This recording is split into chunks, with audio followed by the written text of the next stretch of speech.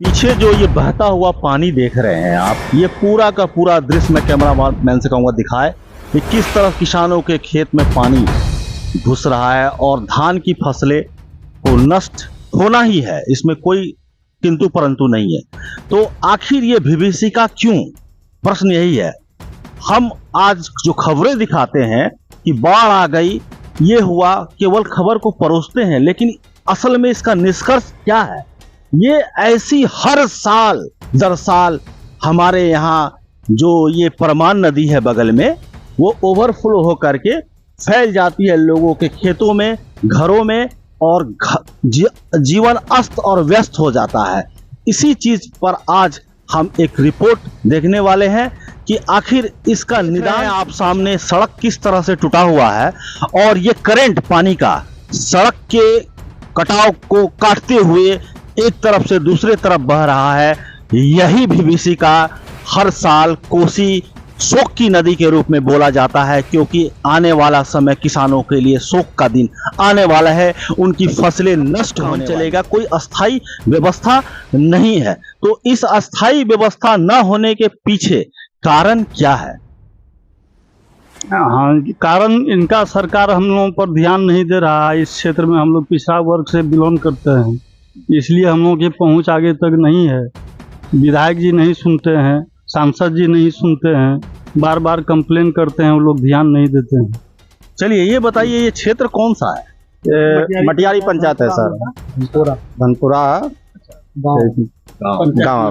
तो क्या ये हर साल अभी जैसे ये कट के रोड मिल गया, तो क्या फिर रोड का रिपेयर होगा और फिर अगले साल फिर खत्म हो रिपेयरिंग करके फिर यहीं से काम बंद हो जाता है। उसके बाद ठीक है, आदमी चलने के लिए हो जाता है, उसके बाद इसको पुला नहीं बन रहा है यहाँ पर। लूट में सब एकजुट, टेंडर भरेंगे, फिर ठेकेदार को मिलेगा, फिर बनेगा, फिर टूटेगा। यार इसे ही तो विकास कहते हैं। पीछे मेरे देख रहे हैं हजारों एकड़ की किसान के खेत जो पानी से लबालब आज भरा है। इसमें आज से 3 से 4 दिन पहले हरे भरे धान के फसल उगा करते थे। तो ये जो फसल उगा करते थे, आप यहाँ के सरपंच हैं जी, तो ये नुकसान किसानों का कैसे भरपाई होगा? ये तो सरकार का समस्या है। हम लोग तो बर्बाद हो गए हैं। हम लोग किसान हैं, हर साल जो है खेती करते हैं, आए साल जो है, हर साल जो है इसी तरह का जो है परमान नदी का बांध टूट जाता है, या तो ओवरफ्लो होता है, हम लोगों का बर्बादी होता है। 2017 में एक बार 2000 रुपया करके किसान को मिला था बाढ़ पीड़ित का, इसके बाद आज तक कुछ नहीं मिला। जैसा कि ये सरपंच है यहाँ के वर्तमान, वो बता रहे हैं, तो इस फसल पर ही किसान के जीवन की सारी लीलाएं टिकी हुई है।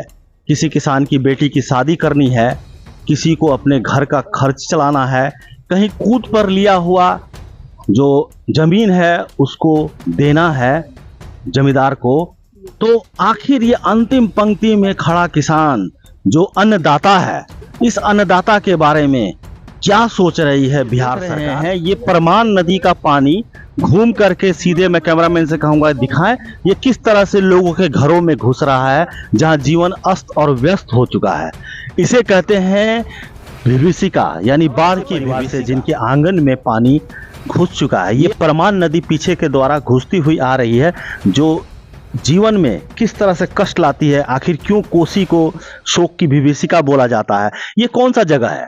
ये धनपुरा है sir, 13 number ward. 13 number ward. क्या नाम हुआ आपका? गणेश प्रसाद सिंह। अच्छा सिंह जी, ये जो पानी है नीचे जो घुस रहा है, ये क्या बारिश का पानी है? ना सर, ये परमान का पानी है। किधर से आ रहा है? ये पीछे से आ रहा है, देखे ना, वो रोड टूट गया है, ये भी रोड टूट गया। अभी आप जाके देखे ना, रोड टूट गया, परमान का पानी है ये। परमान का पानी है।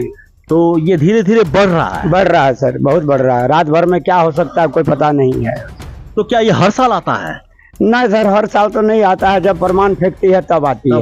यानी कि जब बाढ़ आती है तब ऐसा? वर्षा से कोई मतलब नहीं है। तो आप लोग को खाना वाना बनाने में घर में बहुत दिक्कत महसूस हो रहा है? बहुत दिक्कत होता है सर, खाना वाना बनाने में भी और सब चीज में बहुत दिक्कत होता है। चलिए, यही दिक्कत, यही चीज महिलाओं का जिस तरह से रोजमर्रा की जिंदगी में ये कोसी प्रभावित करता है, आज आप देख रहे हैं कि एक्चुअल में होता क्या है, समस्या कैसे उत्पन्न होती है और इसका निदान क्या है। आखिर ये कब तक बिहार में ये जो क्षेत्र है कोसी से प्रभावित, बाढ़ से प्रभावित क्षेत्र, ये आखिर कब तक ऐसा रहेगा और इसका निदान कब मिलेगा? प्रश्न इस पर हमारे वरिष्ठ पत्रकार जो इस क्षेत्र के हैं, जिन्होंने साल दर साल ऐसी समस्या को देखा है और काफ़ी इस पे काम भी किया, उनसे पूछे कि आखिर इसका निदान क्या समझते हैं वो।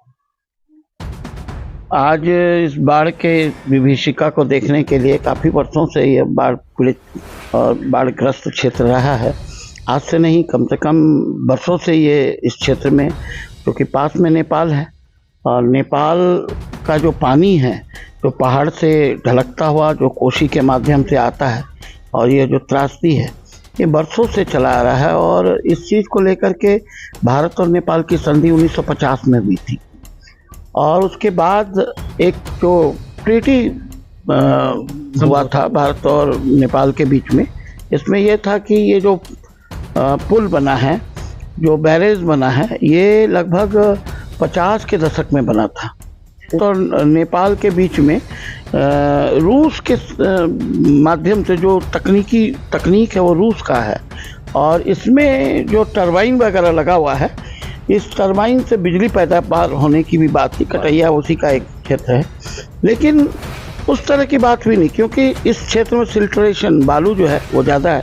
टरबाइन में फंसने की वजह से जितना पैदावार होना चाहिए 25-26 मेगावाट का अंदाज़ा किया गया था, लेकिन 5-6 पे आके ये अटक गया। तो इसके पीछे और भी क्या कारण है कि भारत और नेपाल के बीच में जो ट्रीटी था उसमें जगह देगा और भारत को मेंटेनेंस करना, ये बात थी। तो जब भी भारत उसमें कुछ पहल करना चाहता है तो नेपाल में जो है बहुत तरह का जो लोग होते हैं वहाँ के क्षेत्रीय लोग, वो लोग करने नहीं देते हैं। कोई इसमें रंगदारी मांगता है, कभी इंजीनियर को बंधक बनाता है, इस तरह की बहुत सारी घटनाएं हो चुकी है। इसके वजह से ये मेंटेनेंस नहीं होने की वजह से ये बांध जो है, कई बार कुछा बांध भी टूटा 2008 में, ये एक रहा इसका ये। और उस समय में भी जब भारत को मेंटेनेंस करना था, वो जब नेपाल में आकर के मेंटेनेंस करना चाहता, उसके इंजीनियर को बंधक बना लिया। कई बार इस तरह की त्रासदी होती रही। बांध टूटने के बाद में उस समय नीतीश की सरकार थी, नीतीश की सरकार भी जो है इस पर किसी तरह का कुछ नहीं की। रात में सारा व्यवस्था करने के बाद भी जो है सो कोई सो गया, कोई छोड़ दिया, बांध टूट गया तो बहुत बड़ा 30 लाख आबादी जो है हताहत हुई, पूरा क्षेत्र हताहत हुआ, बहुत नुकसान में कई लोग मारे गए। इन सारी चीजों को जिस तरह से नेपाल और भारत को लेना चाहिए, जिस गंभीरता से, उस गंभीरता से ना तो नेपाल ले रहा है और ना ही भारत किस तरह का पहल कर रहा है। इंजीनियर लोग वहां से, बिहार सरकार जो है, बिहार सरकार की व्यवस्था वैसे ही लचर है, उसके बावजूद भी कई बार काम करने का प्रयास किया गया। तो ये सब जो दुर्व्यवस्था है नेपाल और भारत के बीच में, क्या रंगदारी ले रहा है, क्या नहीं ले रहा है, इन चीजों को नेपाल सरकार से भारत सरकार को इस अनुबंध पर जो हुआ था उस पर को एक समीक्षा करनी चाहिए, पुराने चीजों को समीक्षा करके, और जो दुर्व्यवस्था है बिहार सरकार के द्वारा जो चीज हो रहा है उस पर भी उसको उचित कदम उठाना चाहिए भारत सरकार को। तो ये है ही राइट, लेकिन इस तरह का कुछ भी नहीं हुआ और नतीजा ये हुआ कि जो जर्जर स्थिति है अभी बांध का, 56 फाटक खोल देंगे, कल भी करीब 80 क्या कहते हैं 8 लाख क्यूसेक पानी का डिस्चार्ज हुआ है। जो स्थिति है वो डमाडोल स्थिति है।